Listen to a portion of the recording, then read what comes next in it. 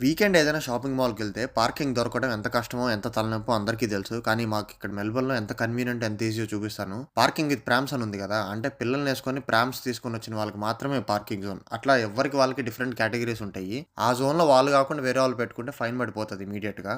So, పేరెంట్స్‌కి car దిగి ప్రామ్స్ అంతా సెటప్ చేసుకోవడానికి కొంచెం వైడ్‌గా ఉంటాయి ఈ పార్కింగ్ స్పేసెస్. ఎలాంటి ప్రాబ్లమ్ ఉండదు. ఇది అయిపోయిన తర్వాత ఇదే పార్కింగ్ జోన్‌లో డిజేబిలిటీ వాళ్ళకి కూడా ఉంది. పైన 4P అని ఉంది కదా! అంటే 4 అవర్ పార్కింగ్ మాత్రమే. డిజేబిలిటీ కార్డ్ లేదా సర్టిఫికేట్ ఏదో ఒకటి ఉంటది కదా! అది బయట అందరికీ కనిపించేలాగా కార్ లోపల డాష్‌బోర్డ్ మీద పెట్టాలి.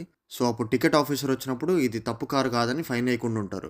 ఇంకా అట్లానే ఎక్కడికి వెళ్ళినా సరే అడుగడుగునా ట్రాలీ రిటర్న్ బేస్ అయితే కంపల్సరీ ఉంటాయి.